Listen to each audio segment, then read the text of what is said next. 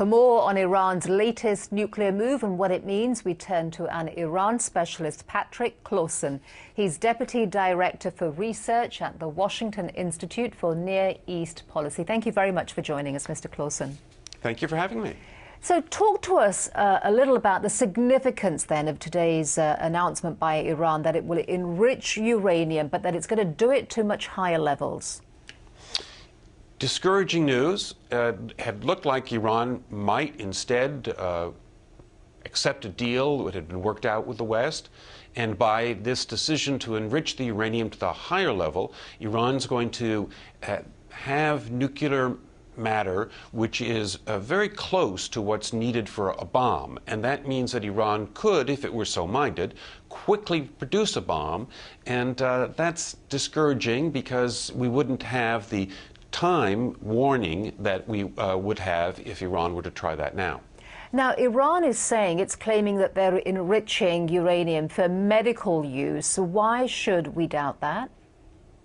Iran's going to, it says, enrich this uranium to the level that would be needed for the research reactor that produces medical materials.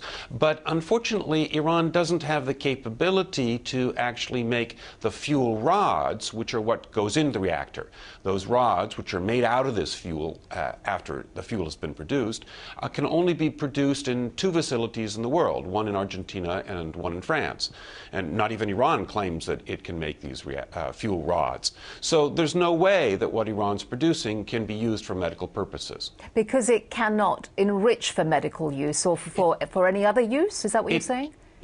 Iran doesn't have the capability to make fuel rods. Iran can make the raw material from which the rods are manufactured. But the actual rods that go into the reactor are themselves very sophisticated devices and hard to manufacture. Iran does not have the capability to do that.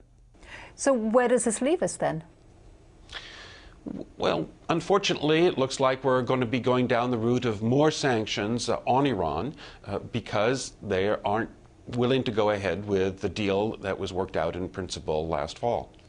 Now, some have also suggested that Iran's actions today are meant to distract it from domestic problems. What do you make of that? Well, all politics is local. In the end of the day, Iranian politicians care much more about the protests that are expected on Thursday, February 11th, the anniversary of the revolution, than those politicians care about the nuclear matter. And so I would assume that these announcements are being done with an eye to their effect on the local scene, and that Iranian leaders want to show that they can stand firm against the West and the Western pressure. And that's not encouraging. All right, Patrick Clausen, thank you very much for joining us. Thank you for having me.